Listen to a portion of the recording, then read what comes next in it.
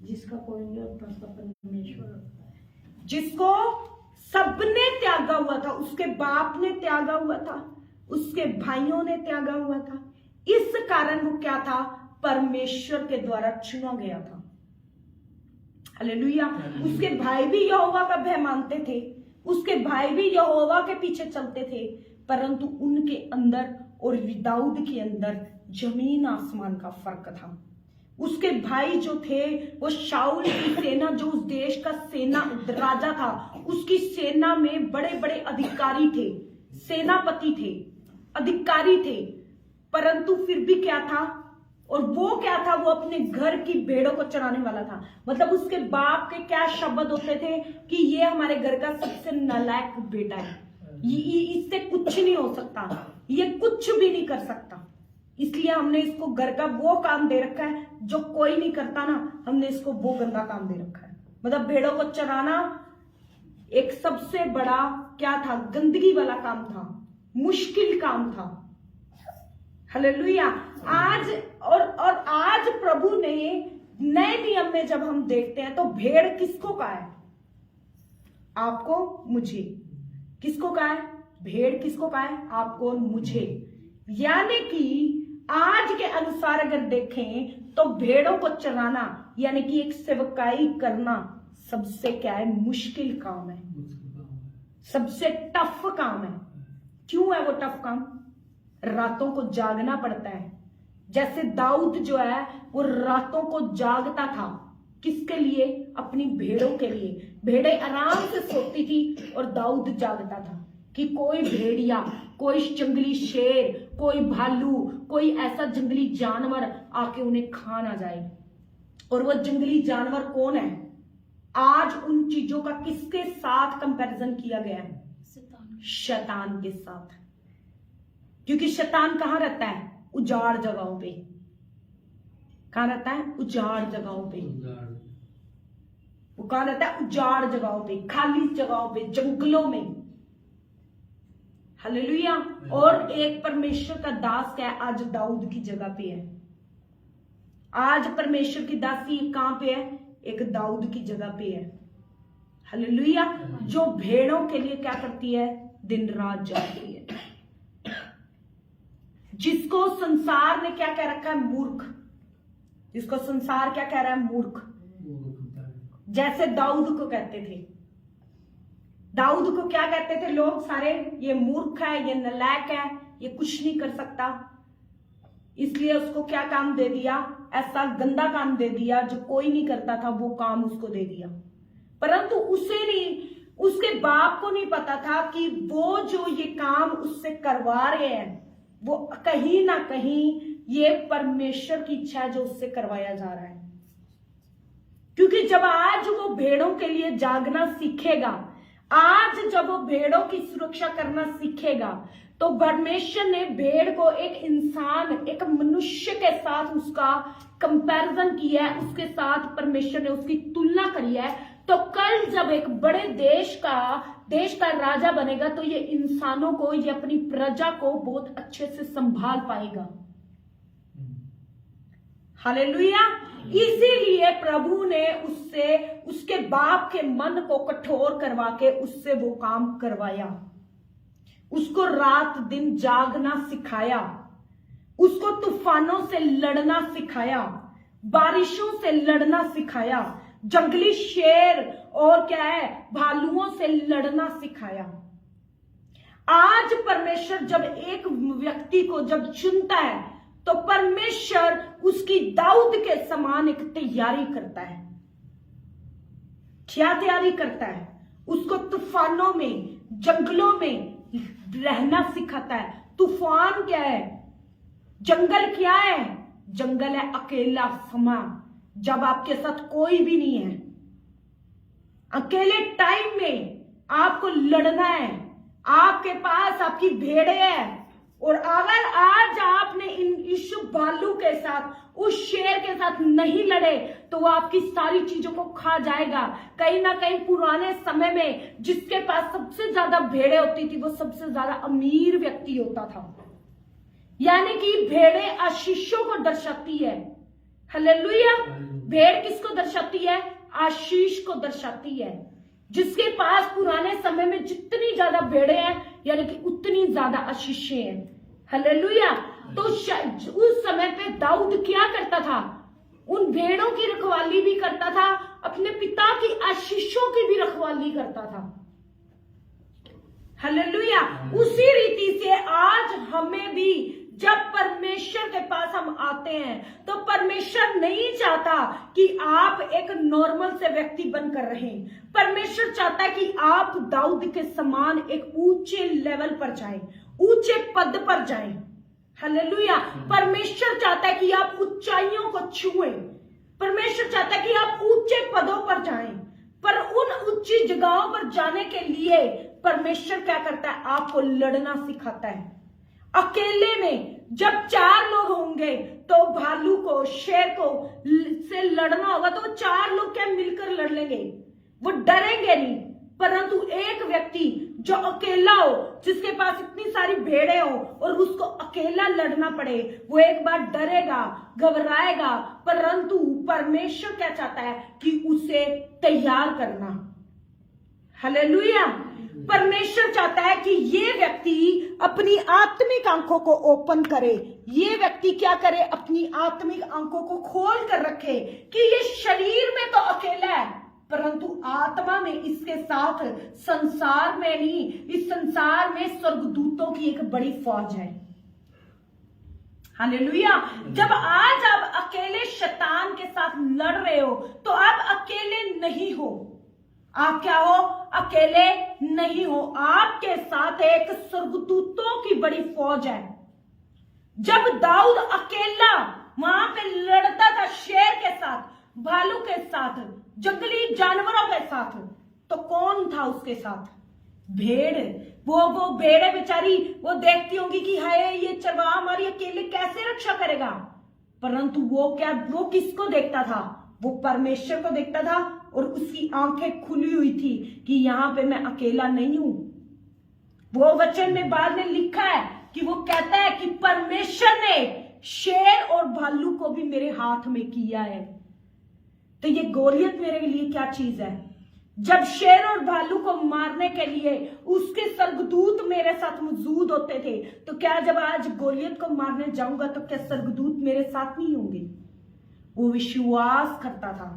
सबसे बड़ी जो खूबी उसके अंदर थी, उसके अंदर जो विश्वास की खूबी थी, उसका विश्वास बहुत दृढ़ मजबूत था कि आज तूफान भी है, आज चाहे जंगल है, आज अकेलापन है, परंतु उसका विश्वास इतना मजबूत और उसकी आंखें इतनी खुली हुई थी कि वो देखता था कि प्रभु यहां मौजूद है, यहोवा परमेश्वर यहां मौजूद है। हालेलुया। आज आपको भी यही देखना है कि आपके घर में आप चाहे अकेले हैं, आप त्याग दिए गए हैं अपने परिवार के द्वारा, अपने रिश्तेदारों के द्वारा, परंतु आपको ये नहीं देखना कि आप अकेले हैं। आपके विश्वास है तो आपके साथ स्वर्गदूत है। अगर आपका विश्वास नहीं है तो आपके पास कुछ भी नहीं है। हालेलुया। कई बार ऐसा टाइम भी आया कि जब मैंने अकेले बैठ के क्या है इस वचन को सुनाया है, अकेले बैठ के, कोई भी आत्मा, एक भी जन नहीं होता था, तो मेरा विश्वास होता था कि प्रभु यहां मौजूद है, प्रभु के स्वर्गदूत यहां मौजूद है। मेरा अंगीकार ये होता था कि प्रभु तू यहां मौजूद है, तेरे दूत यहां मौजूद है। हालेलुया। और जैसा वचन कहता है कि तेरा विश्वास है वो तेरे लिए हो जाएगा, वैसा ही दाऊद भी एक बड़े व्यक्ति के समान था। उसका विश्वास जो था वो ऐसा विश्वास था कि जैसे वो पता नहीं कितना पुराना विश्वासी हो चुका है। एक बालक था, एक 17 साल का लड़का था जब उसने गोलियत को मारा था। आज एक 17 साल का लड़का क्या होता है? कुछ भी नहीं। हम लोग तो कहते हैं कि ये अभी तो बच्चा ही है, परंतु उसके बाजुओं में इतनी ताकत थी कि उसने शेर और भालू तक मारे थे। हालेलुया। वो जब भेड़ों को चराता था तो उसने बड़े बड़े जंगली शेरों के साथ सामना किया था। आज आपको लगता है कि यार मैं क्या कर सकता हूं, मैं दुष्ट आत्मा के साथ कैसे लड़ सकता हूं, मैं शैतान के साथ कैसे लड़ सकता हूं। अगर एक 17 साल का बच्चा इतने बड़े शेर के साथ, जिसके नुकीले नुकीले नाखून है, जिसका शेर का मुंह कैसा होता है, उसके दांत कैसे होते हैं, अगर वो उनके साथ लड़ सकता है तो आप शैतान के साथ क्यों नहीं लड़ सकते? हालेलुया। आप क्यों नहीं लड़ सकते? और अगर आपका विश्वास है कि आज आप जब बैठोगे और शैतान के साथ लड़ोगे तो परमेश्वर आपके साथ वहां मौजूद होगा, परमेश्वर की सहायता वहां आपके साथ होगी। अगर आप ये कह के बैठोगे कि जैसे गोलियत को मारने के टाइम पे अंगीकार किया दाऊद ने कि आज मेरा परमेश्वर तेरे धड़ को, तेरे सिर को तेरे धड़ से अलग करेगा, अगर तुम ये बोल के प्रार्थना में बैठोगे तो परमेश्वर तुम्हारी मदद करेगा और तुम शैतान के सिर को काटोगे। हालेलुया। परंतु हमें अपने अधिकार नहीं पता, हमें अपनी ताकत नहीं पता, हमारा विश्वास कमजोर है। हमें सिर्फ ये लगता है कि पास्टर प्रार्थना करेगा तो होगा, हम प्रार्थना करेंगे तो नहीं होगा। परंतु अगर आप अपने अधिकारों को जानकर, पहचान कर दाऊद के समान लड़ोगे तो परमेश्वर कहता है तुम जीत हासिल करोगे। और जब तुम लड़ोगे तो तुम किसी भी तरीके से हानि नहीं होगी, तुम्हारी कोई हानि नहीं होगी, क्योंकि तुम विश्वास पे लड़ोगे, तुम विश्वास करके लड़ोगे। विश्वास तुम्हारी ढाल बनकर तुम्हारे को सुरक्षित करेगा। विश्वास, वो क्या लिखा है इफिसियों 6:11 में कि विश्वास तुम्हारी क्या है? ढाल। क्या है तुम्हारी? ढाल। तो जब तुम विश्वास के साथ लड़ोगे तो तुम्हारी जो विश्वास की ढाल है वो तुम्हें मरने नहीं देगी, हानि पहुंचने नहीं देगी। इसी रीति से कि अगर आप लोग देखेंगे बाइबल को, पहला शमूएल को पढ़ोगे तो दाऊद ने 66 लड़ाइयां लड़ी और 66 लड़ाइयों को लड़ने के बाद उसका ना तो धन कम हुआ। आज आप देखो, एक देश, इजराइल एक देश है, वो देश का राजा है। जैसे आज इंडिया का राजा जो है, प्रधानमंत्री कौन है? नरेंद्र मोदी। अगर हमारा देश दूसरे देश के साथ लड़े तो कितनी हानि होती है, जान माल की हानि होती है। हालेलुया। धन संपत्ति की हानि होती है। अगर अभी हमने पीछे देखा, यूक्रेन और रूस की जब लड़ाई हुई, चाहे रूस उसके ऊपर हावी पड़ा तो क्या रूस की हानि नहीं हुई? रूस की हानि हुई। परंतु जब दाऊद लड़ता था तो दाऊद की कोई हानि नहीं होती थी, दाऊद की संपत्ति की हानि नहीं होती थी। वो दुश्मन सेना दाऊद की जो इजराइल देश है उसकी हानि भी नहीं कर पाता था। उनकी कोई जान की हानि नहीं होती थी, कोई माल की हानि नहीं होने देता था परमेश्वर। हालेलुया। हमें लगता है कि जब हम लड़ेंगे तो कुछ 2-4 चपेड़े हम भी खा के आएंगे। नहीं, तुम खा के नहीं आओगे, तुम खिला के आओगे। परंतु हमें लड़ना है, हमें लड़ना है। लड़ोगे तो जीत हासिल करोगे, नहीं तो शैतान तुम्हारे सिर पर चढ़ेगा। अगर तुमने लड़ना नहीं सीखा तो तुमने एक दिन शैतान तुम्हें मार देगा। चाहे भले तुम कितने मर्जी बड़े विश्वासी क्यों न हो, कितने मर्जी सालों से तुम मसीह में चल रहे हो, अगर तुम नहीं लड़ोगे तो शैतान तुम्हें मार देगा। एक युद्ध भूमि है, एक युद्ध भूमि में दो लोग हैं, 2 सेनाएं हैं। अगर एक दूसरे को नहीं मारेगा तो दूसरा उसको मार देगा। एक युद्ध भूमि में तुम दो जने हो, एक शैतान है और एक तुम हो। अगर तुमने शैतान को नहीं मारा तो शैतान तुम्हें जरूर मार देगा। तुम्हें अपनी तलवार को चोखा करना है, तुम्हें अपने वचन को चोखा करना है, तुम्हें लड़ना है, तुम्हें बैठना है, तुम्हें अपनी ढाल को मजबूत रखना है। मजबूत ढाल क्या है? विश्वास की ढाल, उसको मजबूत रखना है। जब दाऊद का ऐसा जो कैरेक्टर था तो अभिषिक्त शमूएल उसे ढूंढ रहा था कि कहां है दाऊद, कौन बनेगा अब देश का राजा। शाऊल तो अब प्रभु के द्वारा अस्वीकार कर दिया गया है, तो अब कौन बनेगा इजराइल का राजा? अब एक अभिषिक्त ढूंढ रहा है उस जन को। अरे अभिषिक्त लोग, जब तुम ऐसी लड़ाई लड़ने वाले हो ना, तो तुम अभिषिक्तों के पास नहीं जाओगे, यानी कि दासियों के पास नहीं जाओगे। अगर तुम भीड़ में भी खड़े होगे ना, तो अभिषिक्त लोग, अभिषिक्त दास और दासी चल के तुम्हारे पास आएंगे, तुम्हारे लिए बोलने के लिए, तुम्हारे लिए भविष्यवाणी करने के लिए, तुम्हारे लिए प्रार्थना करने के लिए। तुम अभिषिक्तों के पास नहीं जाओगे, अभिषिक्त तुम्हारे पास चल के आएंगे। क्या चाहते हो? तुम जाना चाहते हो या अभिषिक्तों को लाना चाहते हो? लेके आना चाहते हैं। तो फिर लड़ना पड़ेगा दाऊद के समान। एक शाऊल देखो, एक जो शमूएल है, वो परमेश्वर का एक नबी है, एक अभिषिक्त नबी, परमेश्वर का चुना हुआ नबी, भविष्यवक्ता। वो ढूंढ रहा है दाऊद को। हालेलुया। वो ढूंढ रहा है दाऊद को। कहां है दाऊद? वो गया यिशै के पास, उसके 6 बेटे देखे, हर एक को प्रभु ने कहा ये भी नहीं है, ये भी नहीं है, ये भी नहीं है, ये भी नहीं है। 6 को परमेश्वर ने रिजेक्ट कर दिया। फिर प्रभु वो कह रहे, कौन है प्रभु जिसको तूने चुना है? हालेलुया।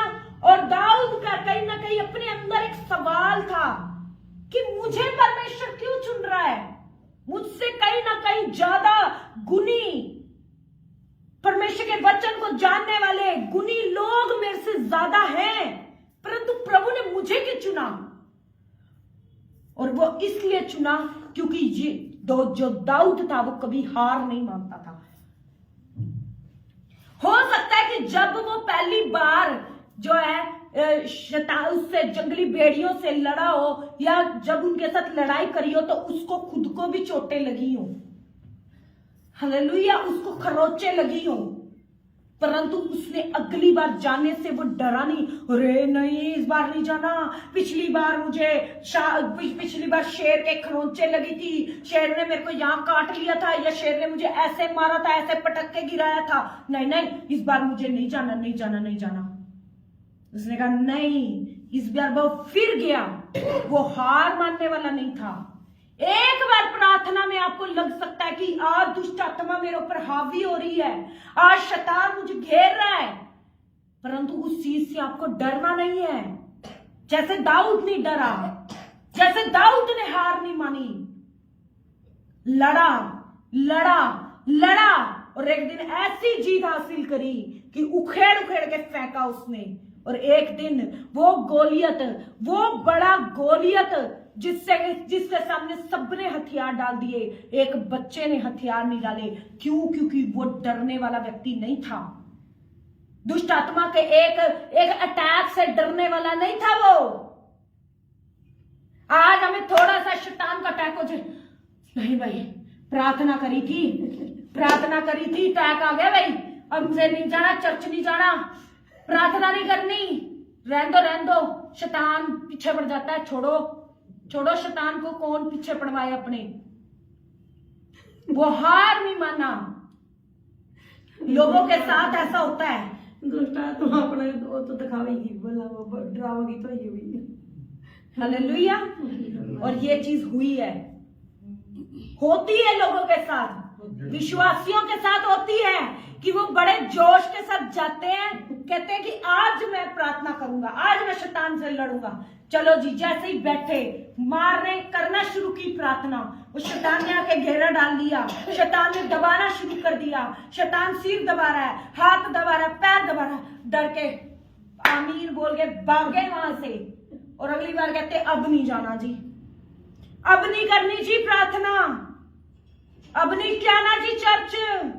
वहां जाते हैं तो घर में क्लेश हो जाते हैं, घर में लड़ाइयां हो जाती हैं, परंतु आपको ये नहीं पता, तुम लड़ोगे शैतान से और जीतोगे दाऊद के समान। वो इसलिए तुम्हें दबा रही है क्योंकि वो शेर और भालू चाहते थे कि हम इसको मार दें, क्योंकि ये आने वाले देश का राजा था। वो शैतान सूंघ चुका था, उसे लग रहा था क्या पता किसी शेर और भालू के द्वारा इसको मैं मरवा दूं, परंतु जिसके साथ परमेश्वर है उसको कोई नहीं मार सकता। शैतान ने शेर, भालू, भेड़ियों को इस्तेमाल करने की कोशिश करी कि दाऊद को मरवा दे, गोलियत को मारने, गोलियत के द्वारा कोशिश करी, परंतु हर जगह शैतान हार गया।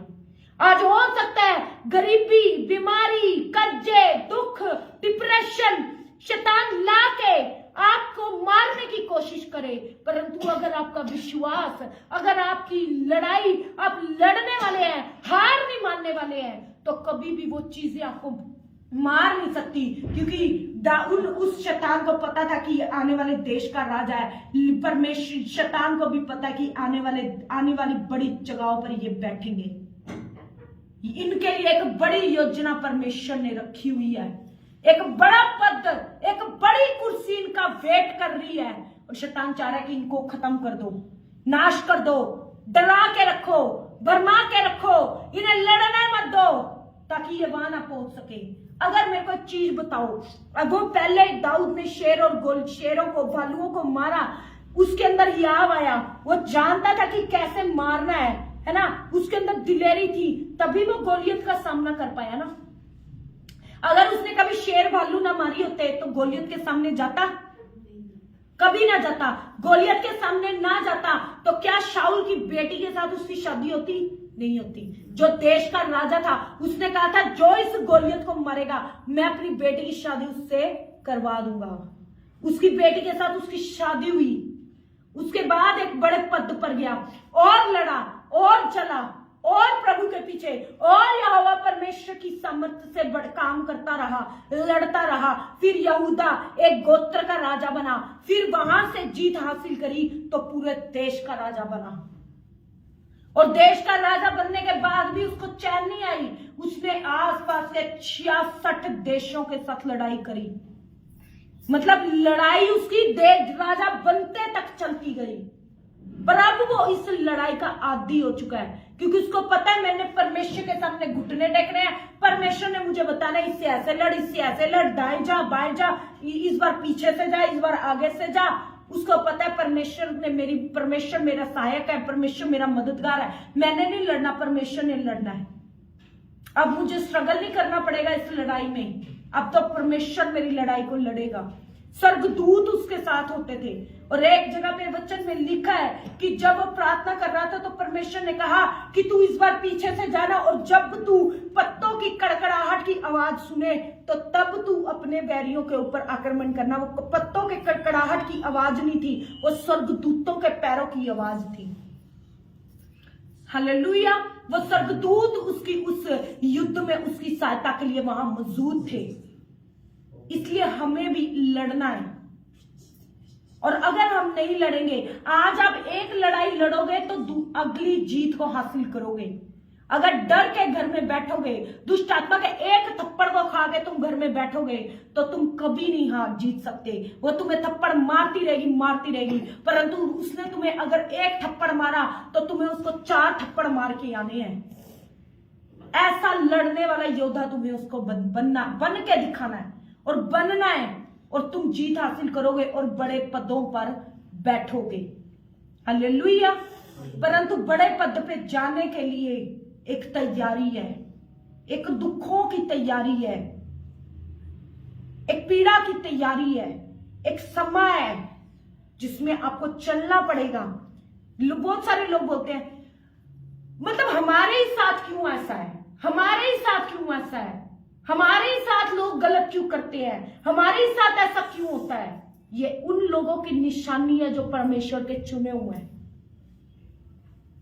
ये चुनाव की निशानी है, ये परमेश्वर के अभिषेक की निशानी है कि लोग आपके साथ गलत कर रहे हैं,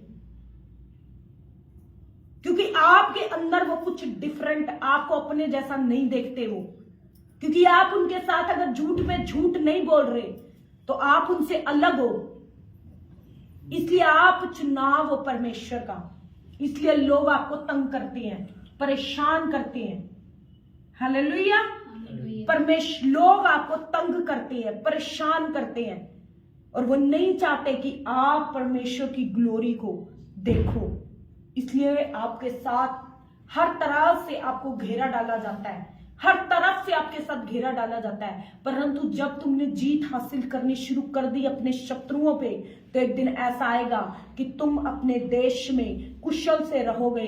वचन में लिखा है कि इजराइल में, यरूशलेम में कुशल से रहोगे। जैसे दाऊद था अंतिम दिनों में, जब उसने सभी लड़ाइयों को लड़ा, तो उसके बाद उसकी क्या थी? उसके जीवन में एक शांति थी। आप भी जब लड़ोगे तो एक टाइम के बाद अपने घर में, परिवार में, अपनी लाइफ में क्या देखोगे? शांति को देखोगे। हालेलुया।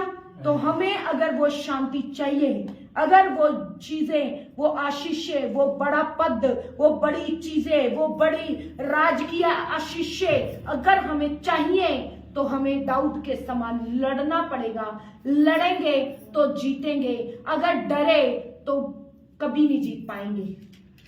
और डर किस चीज का?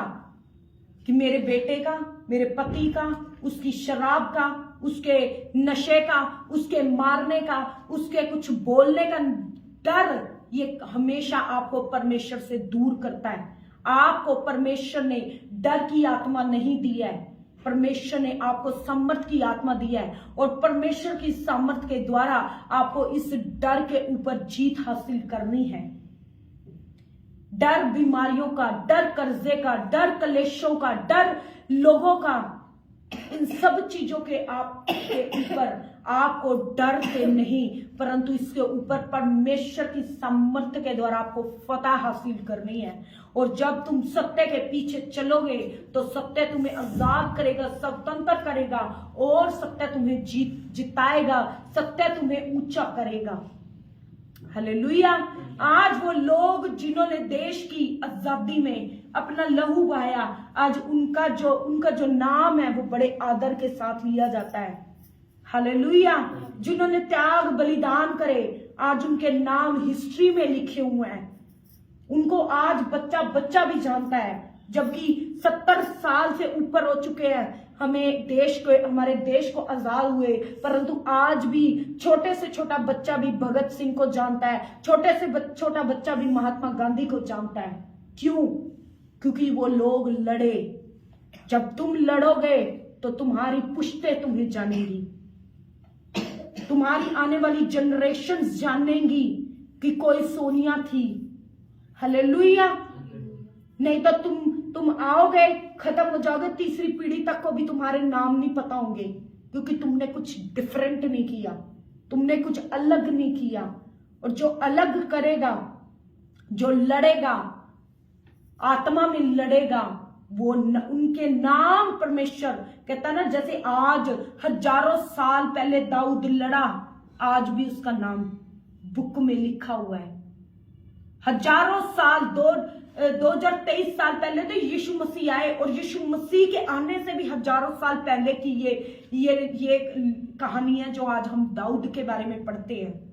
यीशु मसीह को दाऊद का पुत्र कहा गया। यीशु मसीह तक को भी दाऊद के नाम से जाना गया। यीशु मसीह जो परमेश्वर का पुत्र था, उसको दाऊद के नाम से जाना गया, क्योंकि वो दाऊद की वंशावली से आया। तुम नहीं जानते कि तुम्हारी वंशावली से आने वाले कौन से अभिषिक्त और अभिषिक्त दासियां पैदा होने वाली हैं, जिनको तुम्हारे नाम से जाना जाएगा। आमीन। तो आपको अपने जीवन में लड़ना है, शैतान की झूठ को नहीं सुनना है। शैतान सिर्फ झूठा है। शैतान आपकी झूठी बदनामियां करवाएगा। शैतान आपके करैक्टर के बारे में वो बोलेगा जो आप नहीं हो। मतलब वो शैतान खुद आके नहीं बोलेगा, वो लोगों के मुंह से झूठ बुलवाएगा। आपने जो बुरे काम नहीं भी किए ना, उनके भी झूठे इल्जाम आपके ऊपर लगवाएगा, झूठ बोलेगा। जब उन चीजों से नहीं सरेगा तो वो आपके लिए सताव करवाएगा, आपका विरोध करवाएगा मसीह में होने का। जब आपने उस चीज में भी जीत हासिल कर ली तो वो कुछ और पाप को लेकर आएगा, फिर कोई व्यभिचार लेकर आएगा, कोई ना कोई चीजों को लेकर आएगा। आपको हर लड़ाई में जीत को हासिल करना है, और जितना तुम जीतोगे उतना तुम अभिषिक्त बनते जाओगे और उतना ही तुम आगे बढ़ते चले जाओगे। हालेलुया। और दाऊद के समान एक राजा की कुर्सी पर जाके बैठ जाओगे और तुम्हारी वंशावलियां, तुम्हारी जनरेशंस आने वाले समय तक तुम्हें याद रखेंगी। आमीन। तो आज से आप लोगों को सबको अपनी प्रार्थनाओं में शैतान से डरना नहीं है। आज से आपको शैतान की बातों को सुनना नहीं है, उसकी बातों पर मन नहीं लगाना है, उसके कहने के अनुसार नहीं चलना है। शैतान कह रहा है कि तुम्हारे घर में देखो ये नहीं है, तुम्हारे घर में गरीबी है, तुम्हें ये कहना है कि मेरा यीशु मसीह मेरे लिए कंगाल हो चुका है और उसके कंगाल होने से मैं धनी हो चुकी हूं। वो कहेगा तेरे सिर पे कर्जा है, तुमने कहना है यीशु मसीह ने कहा कि मैंने तुम्हारे सारे बोझ को उस क्रूज पर ले लिया है, अब तुम आजाद हो, मैं कर्जे से आजाद हो चुकी हूं। शैतान आपको झूठ बोलेगा, तेरे लिए कुछ नहीं हुआ, कुछ नहीं हुआ, कुछ नहीं हुआ, पर तुम्हें कहना है हो चुका है, हो चुका है, हो चुका है। तुम कहोगे हो गया, हो गया, हो गया, यीशु मसीह ने कर दिया, कर दिया, कर दिया। और उसको एक दिन आपके जीवन से जाना पड़ेगा, क्योंकि उसको पता है ये अब मेरे झूठ में फंसने वाले लोग नहीं है। पहले मैं इनको झूठ में फंसाता था, ये फंस जाते थे, पर अब ये मेरे झूठ में नहीं फंसेंगे। हालेलुया। अब ये मेरे झूठ में नहीं फंसेंगे, इसलिए अब मेरी इनके ऊपर नहीं चलेगी। और जब नहीं चलेगी तो वो जाएगा, और जब वो जाएगा तो आपकी बरकतें अपने आप ऑटोमेटिकली, जिनके लिए आपने प्रार्थना भी नहीं करी है, वो प्रार्थना ना की हुई आशीषें भी आपके जीवन का हिस्सा होगी। आमीन। हालेलुया। तो परमेश्वर आप सबको आशीष दे, आज के इस वचन के द्वारा परमेश्वर आपको बरकत दे, परमेश्वर आपको